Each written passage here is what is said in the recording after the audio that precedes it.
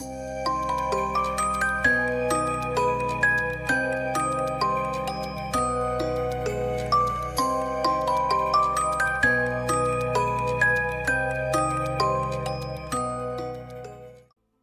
dice do I use? While you slumber in the repurposed I is good. How Frost do? Giant I King's is tomb, tired, and I've tried to cover it up. I'll give you So hopefully I'm pulling it inspiration off. if you I'm doing the remember best what I his can. name was.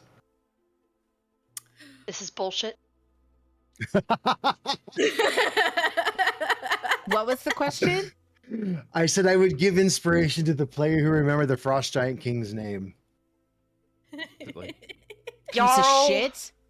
Murderer. Jarl Jared? Yeah. There you go. So, Sav, you get inspiration. Shelby said Jarl, and I was like, I'm just adding things to my got D&D that. Beyond. Love that. That is amazing. Lex, you always sound like you're about to fall off a cliff. Save me! But like, it's kind of probably because I feel like I'm gonna fall off a cliff in my brain. I show you? The thought is Okay. like falling away. I got I call phone. bullshit. I've only heard this name one time. I didn't get to see it. I'm a visual So learner. you did hear it. This is bullshit. Okay. So, as you guys slumber, Belle, the ethereal wizard that we've had in the last couple Ooh. sessions, you've been floating along behind the party I like. this whole time. And what's been happening to you is your consciousness has been through a bit much. There was undead. There was a necromancer a long time ago. There was some kobolds. Like, from your upbringing, Was your very just adding cush things I like the sound of. intellectual lifestyle, It's totally and fine. then being thrust Love into that. this madness is daunting. And 2 days ago, but 2 sessions ago, your arcane abilities kind of like cocooned yourself into the ethereal realm, and your consciousness did what every kid's consciousness does when they go off to college and they're stressed out and they're scared. They went home. You I have no idea ethereally what see I'm gonna yourself put for floating my backstory. over That's the the lands fun of part, though. Aventir. That the could land be we're in. amazing. And you open your eyes and you see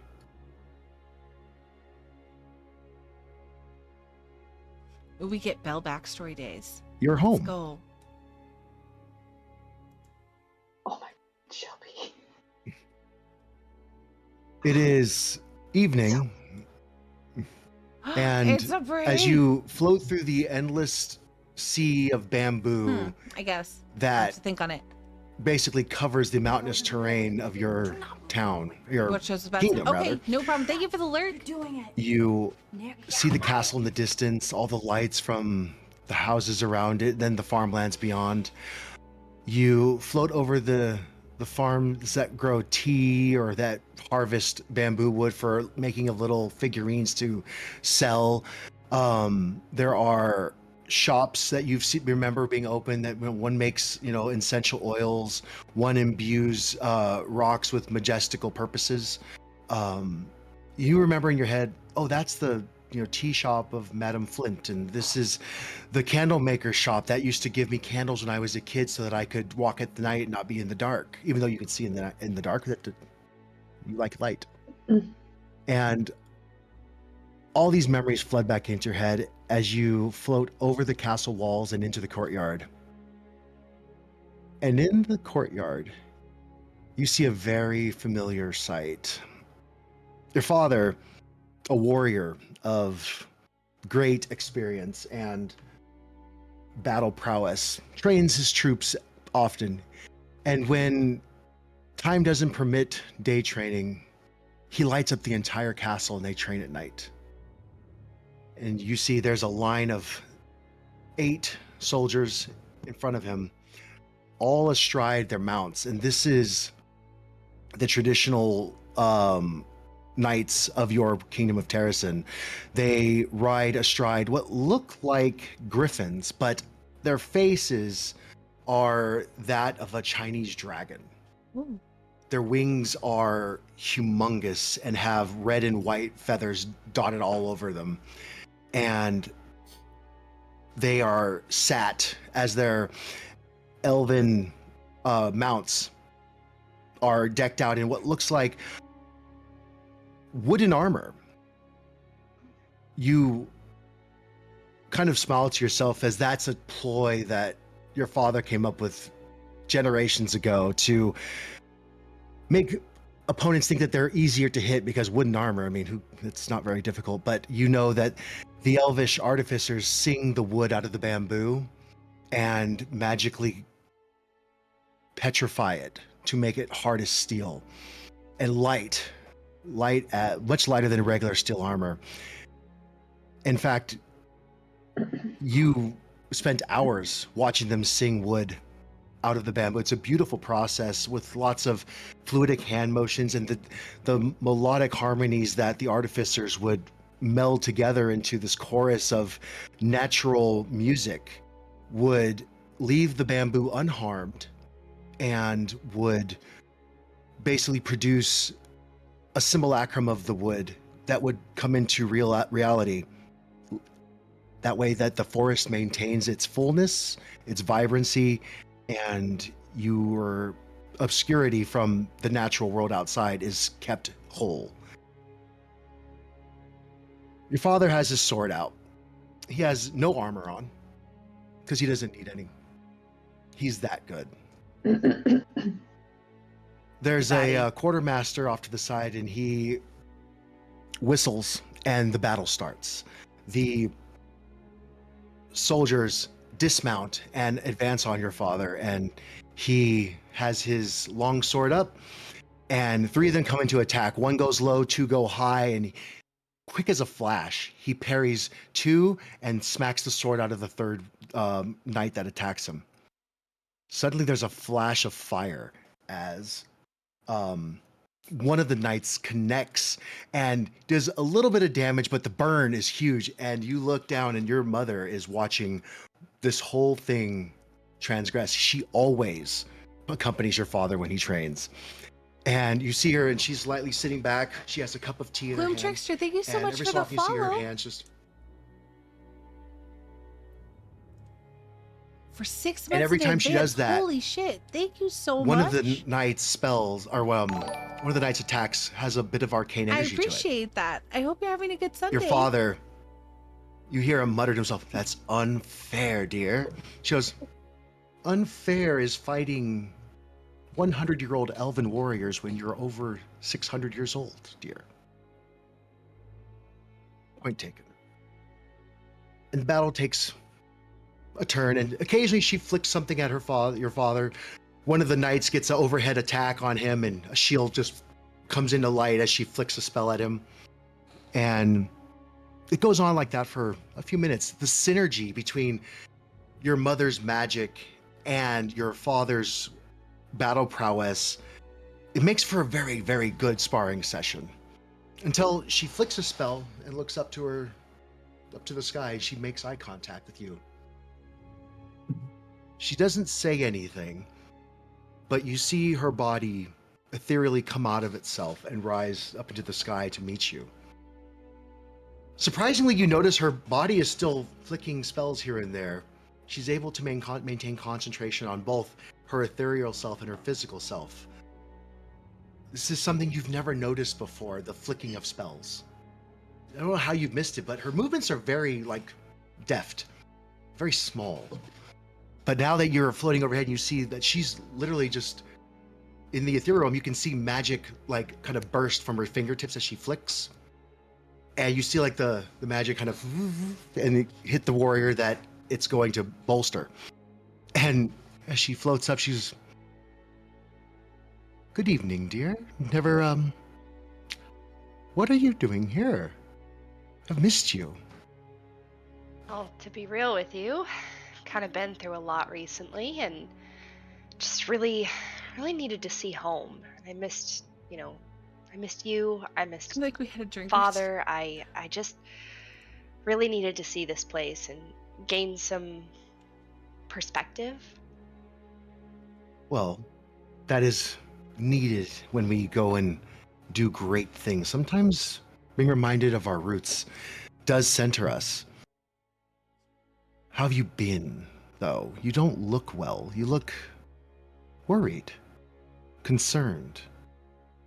And she takes both of your hands in her hands, and she just looks you up and down as a mother does. Goes, you're troubled. You have... Responsibility is a very big deal, isn't it, Belle? It is. I have to learn how to carry this weight. I mean, you and Father seem to do it so well, and I just need to be able to live up to this example you two have set. I don't want my kingdom to fail. I want to do well for the kingdom. I'm trying to learn these things that I set out into the world to learn, and I feel already like a failure.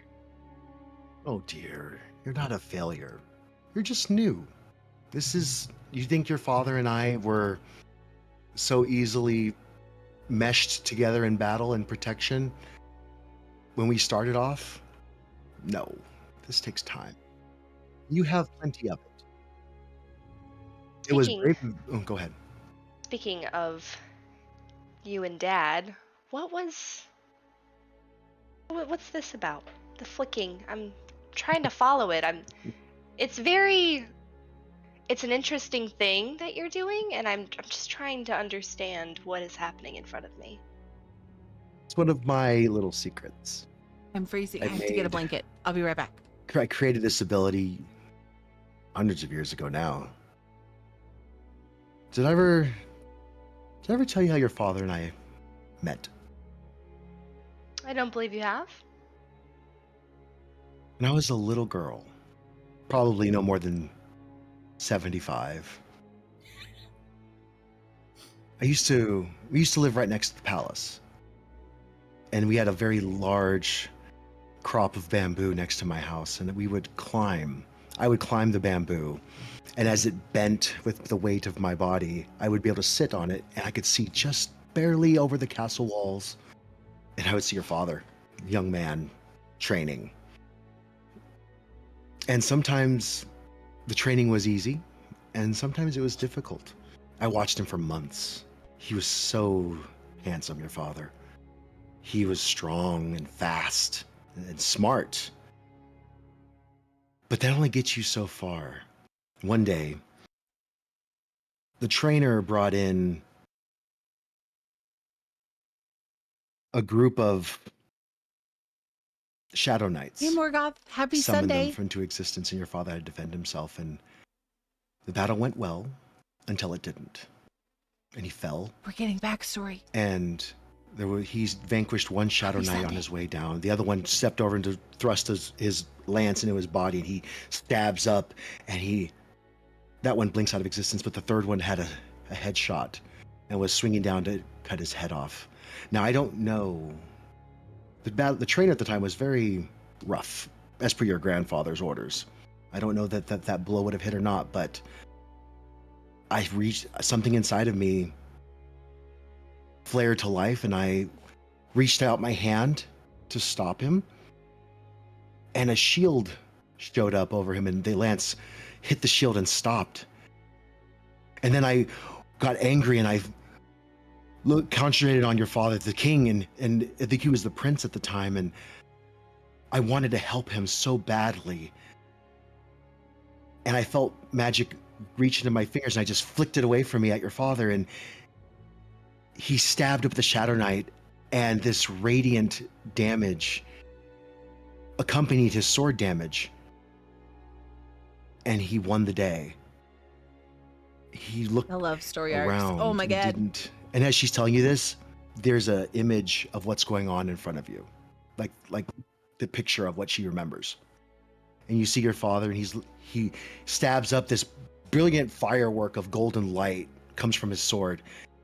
The trainer looks perturbed. Your father looks confused and amazed. And your mom is staring at her fingers, going, what, looking at it like surprised. Well, dear, over the course of the next few months, I honed this skill, and it's called battle casting. And I feel you're ready for this gift. It's mine to give, and I feel that any mage worth their salt that is going to lead a kingdom needs to learn how to bolster their troops. It's gonna be so And badass. at the start, it's going to be trying, because you're not going to be doing active damage. So you're going to yeah. be helping your friends do damage, or to get them out of trouble. Barb with spell damage. All Insane. you have to do is focus your arcane energy into your fingertips. Think of a very simple spell at first. Don't try anything difficult, otherwise you might hurt yourself. But just something simple. And then just once you feel it coalesces in your fingertips, flick it. This is in your blood. This is something that I've been doing for hundreds of years to help your father, help our soldiers, protect our armies by not allowing the enemies to do damage on our army and allowing our army to do more damage to our enemies. I once talked to a cleric, and he said the best healing is to kill things faster. And I have to agree with him. That's a gummy. I mean, I'm very excited to use this. I needed more ways to protect my friends. I didn't know how to do it, and it's just, this is going to be very helpful. I love this so for much. me. I will use it wisely, I promise. I know you will. Battle casting And is in the picture in front of completely you, a homebrew. it flashes It's day so and night, day and badass. night. There's different events happen with your mother and father's, in like almost just missed interactions of her watching him over the castle walls, and finally it stops and she goes, "Oh, this is my favorite." And as you look, your father's sword does a bit of ice damage, and he's like, he smiles, he turns around, looks over his shoulder, and they make eye contact finally. And you see from this vantage point him fall deeply, deeply in love through this person that's been helping him, protecting him for the last few months. He finally knows where it's coming from, and you see the image of how okay, she Lex. looks to your father. Stay She's strong, always man. been I'm trying. small and frail and sickly. Not anything, just, smaller and skinnier and more delicate than your average elf. But in his eyes, she looks perfect. And you flash, and there's another flash in the image, and the two of them are together walking through the bamboo forest, hand in hand. There's a ring on her finger. What would they have? One, not two, which is the elvish custom for marriage. This would be the promise of marriage. And you see him bringing her to court and introducing her, and how her beauty and acceptance was already guaranteed. The court takes her in, even though she's not of royal birth. And beside her, at her marriage, is her maid of honor. Roll me a perception check.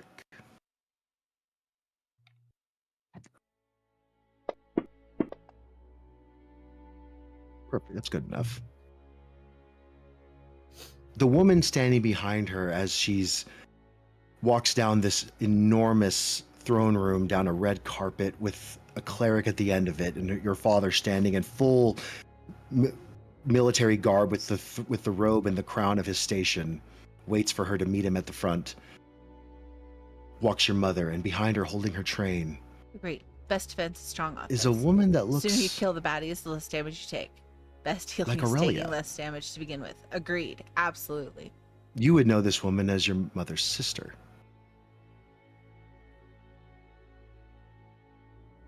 There's a beautiful ceremony, And at the very end, the party lasts for days. It's a festival. The king has been married. It's a huge event.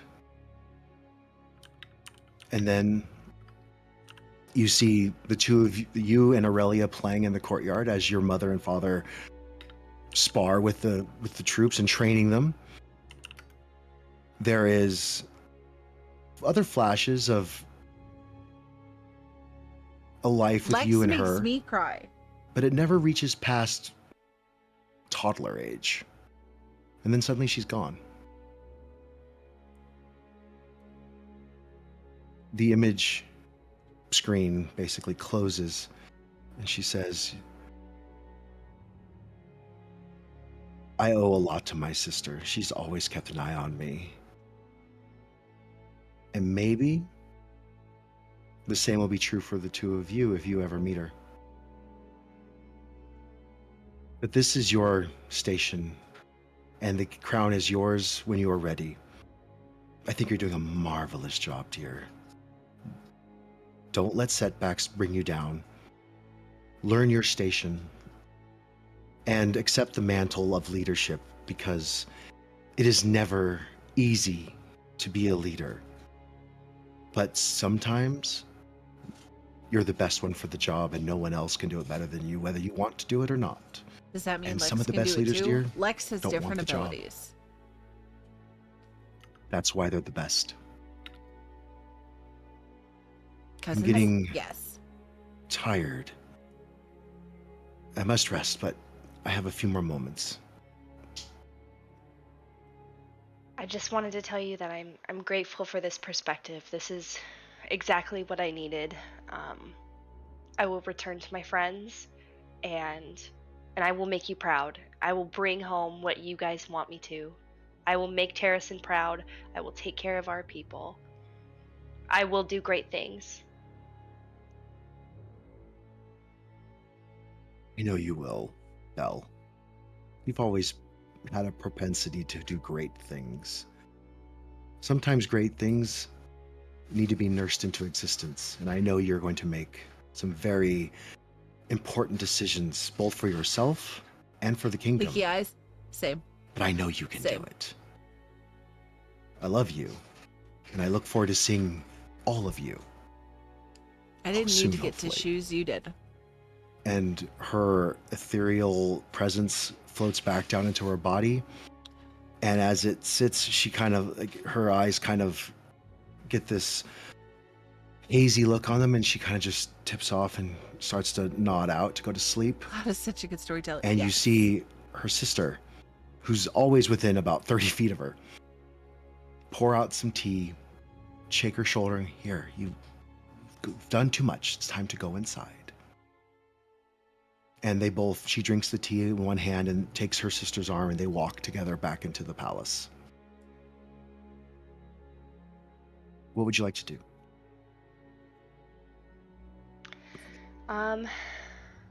So I want to sit at the top of the bamboo, and I'm just looking out at my kingdom and just really taking in the look, knowing that these are my people. These are people I need to learn to lead, and I will make them proud. And I have this whole new perspective at this point of, this is what I'm doing this for. It's not a title. It's not rich. It's not for the gold. It's not for the triumph. It is for this. This is everything that I will work for and everything I have been working for. And with that, I take one last look, and I am ready to return. Go. Before you leave, your mother turns and looks at the tree you're sitting on. You can't tell if she sees you or not, but you hear a voice in your head and go, that's the tree. That's the one I sat and watched your father on. Funny that you picked that one. Goodbye, dear. And leagues and Such leagues a away dick. from Terrason, your eyes open and you are in a mausoleum. Next to you is your party. and we have just finished our long rest.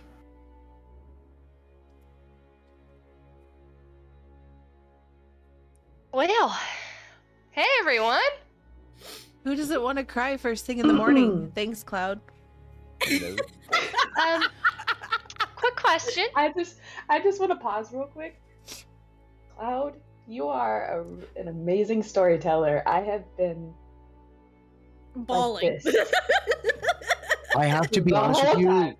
Like, Mandy built a good portion of that too. Like, as she comes up with these great concepts, I just run with them. Mandy is amazing. Mm-hmm. But just the way you tell it too. It's very good. Helps Just both wanted of to you. say that. So Thank fucking you very much. Wait till she gets in here and does your side quest. You're gonna be bawling more. Who doesn't want to cry first thing in the morning, right? It clears out the Right? tear ducts. It's good for you. the sinuses, you know? It's a thing. Not when you already have them all clogged up because of allergies. Yeah, see, like if I, was somebody who cried a lot, Lexi is feeling all the emotions that I just don't have, so she's expressing them in the way that I would love to, She's because that's how I expressing the feel. emotions for all of us, I feel. Make sure everybody has your long rest. You guys should all have your spell slots back and all the things and the stuff that you've been missing. Thank goodness. I almost forgot I had Cure Wounds spell. Oh my god. Alrighty, so hey guys, Oh, you're back. where the fuck is Merdy? Oh, you're back. Belle says the word, says Meride, and Dana's still like in like the far corner, like with her cape wrapped around her, just like she looks up at you. I don't want to talk about it. And I'm gonna look at Belle and be like, Meredy fell in our last battle. We fought a frost giant. It was hard and stressful, but we were able to have this safe space to rest and take a moment from it. Thankful for that, but we did lose Meredy. That is not good news.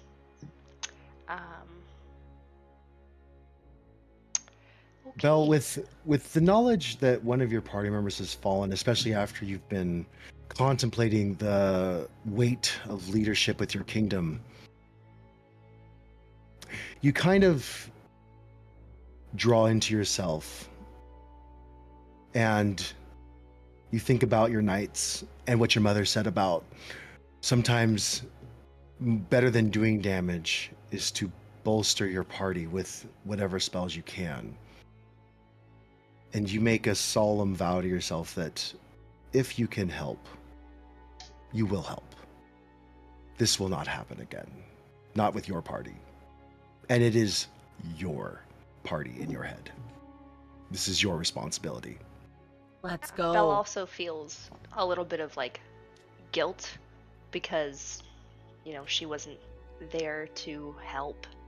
So she knows that part of Meridy's death is her responsibility, and it's gonna weigh on her for a bit.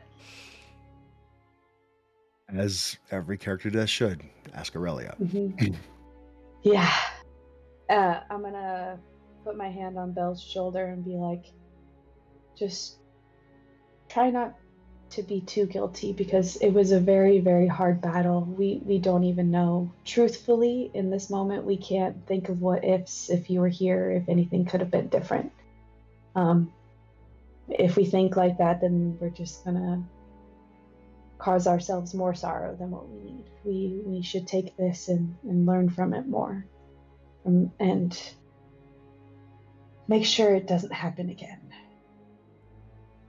True. Trigger, while all this is going on, what is Zaragak doing? I am sitting at the edge, or I guess at the end of the... We're gonna turn him up a little bit. I don't know, what do you call that, a tomb? It's a tomb. Yeah, just Mausoleum. carving some runes out Mhm. of the bones I've collected throughout this Okay. journey. All right, well, I'm gonna kind of also like shake it off a little bit and be like, oh, I feel so much better. And I just kind of like feel my magic again, and I'm like, oh, that's nice.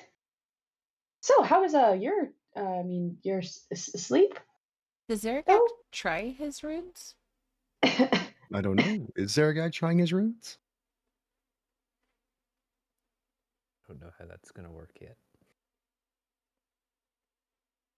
Like, Commander? I don't know. I just see him sitting at the end, carving these runes, and I just wonder, does he try checking one that he makes? Yeah, just throw one into the corner. And as Roll- it hits the ground,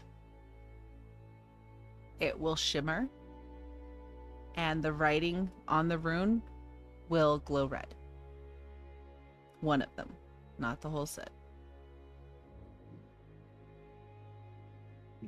This is unprecedented. You've dropped them before and they've rolled, and you've rolled them on purpose before, and this has never happened. It's a holy spot. But you realize that as one glows red, the other ones are still untapped. Does he know what this means, Mandy? At Or this does it have point, an it would effect? it won't have an effect yet. It's just you have one magic rune. One that speaks.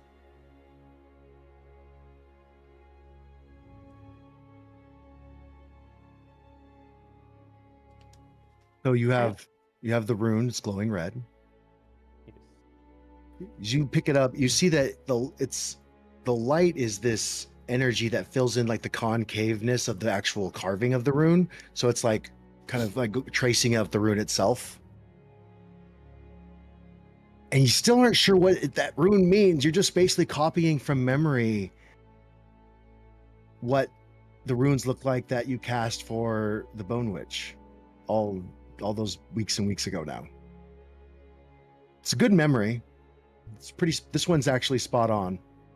And something is triggered, but we don't know quite what that is yet. Been seeing them in my dreams as well. Mm. Oh, then you're reminded every night. Yeah, in the one rest that we got. And that's why this one worked. Yeah. Yeah. Belle, looking around, you see that this mausoleum is adorned with stained glass of children playing and happy and healthy, and there's a tapestry of a halfling warrior surrounded by women, by children, and she's handing out bread. And then as your vision is drawn to the center of the room, you see encased in a crystal the body of Meredy, with her glaive stuck at the top of her at the head of the crystal, and then this ginormous battle axe laid at the foot, under, like to the side of it on the ground. So I actually have a question. Can I look around to find a nice rock? Yes. What kind of a rock are you looking for? Just a regular old rock, or Just honestly, a really nice, like round looking rock. If shiny, great. If it's not, that's fine. I just want the best looking rock in the room. Mhm. So you find a rock just on the outside of the mausoleum, and it's a smooth river stone, and somehow it was knocked off of the dais of the stairs in battle, and it's cracked, and inside you see glimmering amethyst. This is a geode that you found. So I pick up the rock and Not My- amethyst, sorry, quartz. I pick up the quartz, and my people have a tradition of, instead of flowers or anything of that sort, yes, I know, Lexi, we place a rock on the grave as a reminder that they are forever important, always respected. A rock never dies. I place the rock in front of Merdy, and I just bow my head in thanks for all she's done for us. And then I return to my party. As Belle walks up to the rest of you, Dana, you realize that, well, it's time to go. And you feel conflicted. You don't want to leave your friend, but you know you can't stay forever. How does she process this need to move on with the desire to stay?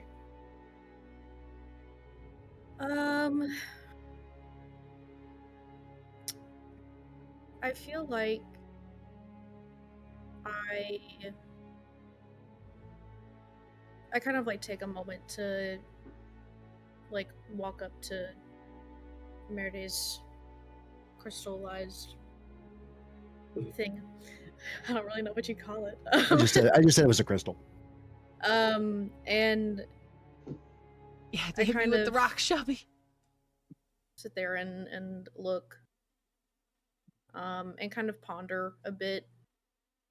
Kind of partially looking or thinking back to being very little and losing my parents, and kind of having this feeling that Meriday was kind of like a stand-in mom for all of us in the party. And knowing that I did everything I could and I still couldn't save her. It's definitely gonna like sit with me for a bit.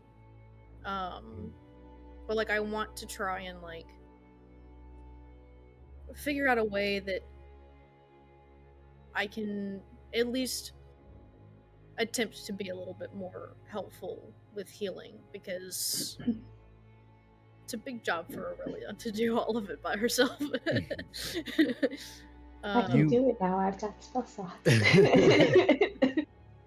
You focusing on that, and you're conflicted also with the fact that Meredy was given this beautiful burial and this memorial for what she stood for.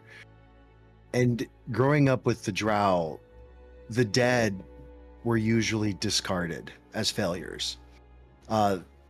Sometimes Lolth would corrupt the male dead and turn them into driders, which is half elf, half spider. Bottom half is spider. And these warriors were an abomination that were set loose into the Underdark to kill the enemies of the Drow. And the females, the leaders, even in their vaunted station, like the matron mothers, were basically cast into the pits of the abyss because of their failure to lead the Lolthborn to victory and preserve their own life. It's a very stark difference between this and that. I think it's a very unusual thing for me to see death memorialized in this kind of like peaceful and like sort of like praising type of way, whereas like where I Hello. come Hey, from, Ginger, how do? Happy Sunday. death is kind of like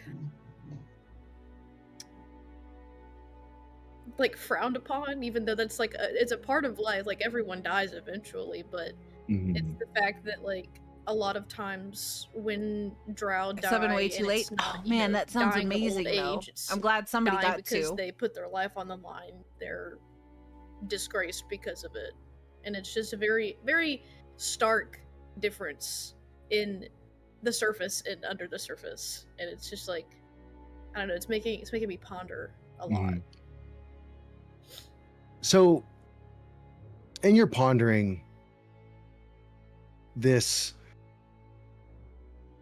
you kind of go silent, and Aurelia, as you watch Dana contemplate what she's doing and what this all means, you don't know exactly what she thinks, but you can see that she is maudlin. She is morose, mourning, all the M words.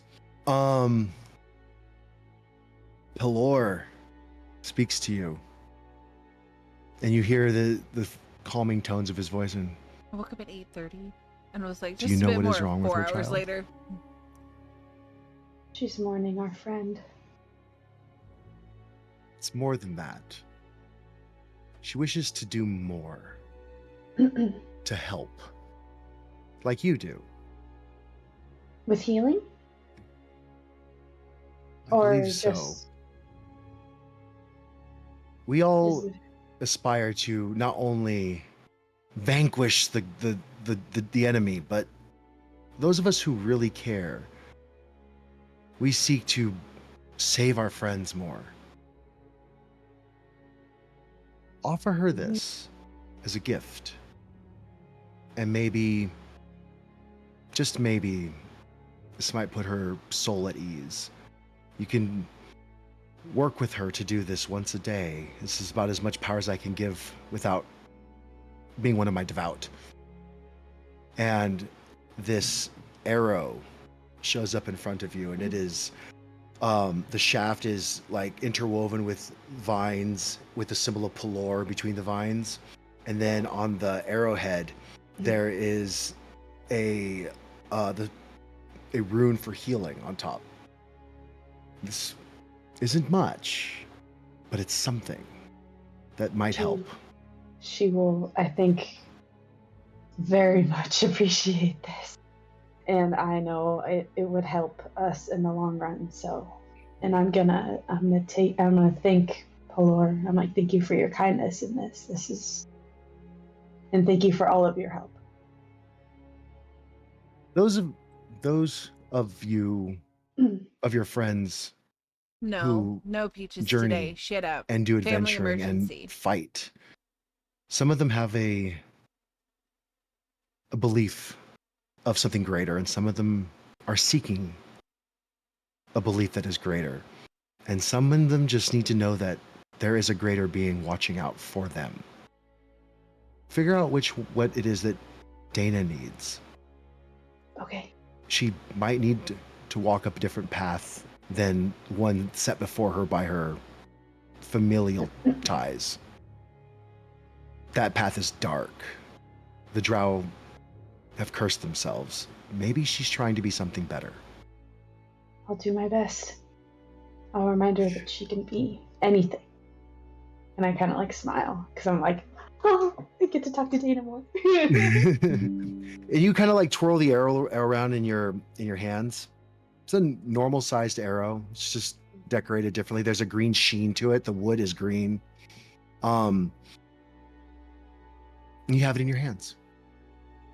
I'm gonna look up at. Are you still sitting in the corner, or have you walked up to Meredy?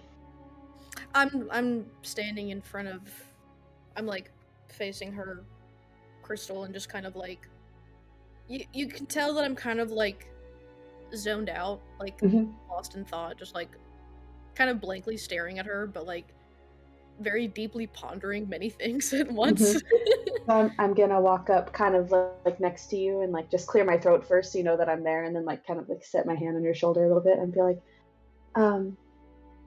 I wanted to give this to you because my god Pelor realized that you wanted to help more, and he gave me the ability to make one of these for you once a day. There's a rune on the top for healing, so if you shoot this at one of us, I know it looks like an arrow, and I promise it won't hurt us. It will do healing, so he wanted to supply you with some way to help more, and maybe help us out and help you out. I'm gonna take the arrow and I'm gonna, in my quiver, pull out one of the like arrows, and I'm gonna kind of like look at both of them and kind of like compare and see that it looks just like a regular sized arrow, but It's just fancy. Yeah, it looks. I can see like the green shimmer to it and like the little rune on the arrowhead. And I'm kind of point. I want to point to the symbol in the middle and be like, and that's Pelor's symbol. We add a little flair too. Okay. And I'm just gonna like take a couple of seconds to kind of like. If you would want to use it, it'll help with healing. Yeah. Okay. And I like kind of run my hand over how the arrows feel like in comparison to each other, so that like I can tell which one is which without having to like look at it when I'm like. As fighting. you touch the green arrow, you look outside and anything green kind of gets a little bit more green. You feel this odd presence in the arrow. It's the presence of Pelor, but you wouldn't recognize what that is yet. But it's like a staticky electricity feeling on your fingertips. So that would reach you back in your quiver. You can feel for the jolt, and you can know that's the arrow. And then meta. So this arrow does 2d4 healing. First one was free. Or you'd have to bring an arrow to Aurelia every day to make a healing arrow. And Aurelia, you'd have to roll a religion check of DC 14 to make the healing arrow. Or you could take a potion of healing and an arrow, and Aurelia, you could magically combine the two with no religion check and make a healing arrow with that. Mm-hmm. Okay. Before we go, can I make my healing potion really quick? Mm-hmm. Yes, you can. Ooh, while she is doing that, can I pull big ups out of my bag really quick?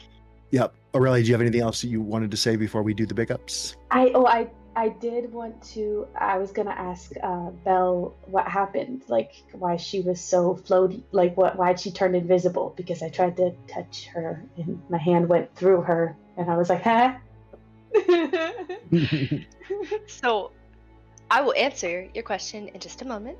I need to talk to Big Ups like super fast while you're before you start your potion. Don't you start it yet.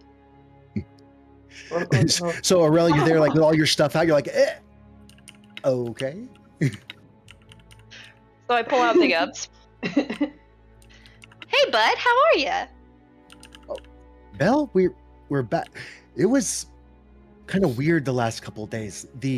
I poked my head out of my bag to see how everything was going, and we were basically clouds. It was really scary. Did we die? We did not die. Oh, good. We went into a little trance. I just needed to see some things. I needed to gain some perspective. But since I have you out here, I was wondering if maybe you could watch Aurelia make some potions and see if maybe that's something you might be able to help her with or do yourself at some point ever. Oh, I like to learn things. This is new. I've not done a potion before. Mostly it's just been, well, at the jewelry shop, it was basically just making jewelry. This is different. And Miss Aurelia is fine with this? Absolutely. Come on over. And I'm gonna pat the spot next to me, like sitting down. He looks to you like, it's okay? Oh, yeah. No, everything here is safe. We're good to go. I just want to make sure that I wanted to see if it was something you might be interested in just kind of learning about a little bit. Of course. And he starts to walk over and he has a very interesting, he kind of like, toddles back and forth. And as you kind of, roll me an animal handling check to see if you notice something. Who, me? No, Belle. Perfect. You notice that when he's thinking or contemplating, he grinds his beak together and he makes this sound. As he's walking around, and he sits down next to you. And he doesn't like put his butt on the seat. His legs go up into his body and he crouches down. And he takes his hands and I don't want to touch anything of yours, Aurelia, but I want to see what you do. Do you want to see if he can make one along with me? And like maybe like so that he gets like each step to like get it and like because he's more of like a hands-on kind of. Oh, yes. So if I can see you do it, then I can try to copy it and maybe I would be able to copy it. Okay. we could do that. So I'm just gonna go through kind of every step and like show him as I'm doing it, like each little thing and like how I do it and like. So you have Actually, the alchemist players notes out in front of actually you, basically. and you take these herbs, you put them in your mortar and pestle, and you grind them up.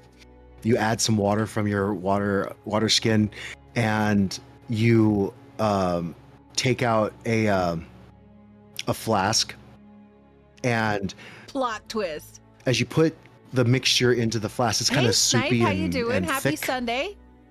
He copies everything you do, and it's perfect. Like he's been doing this for as long as you have. And Hey, Belle, roll an insight check.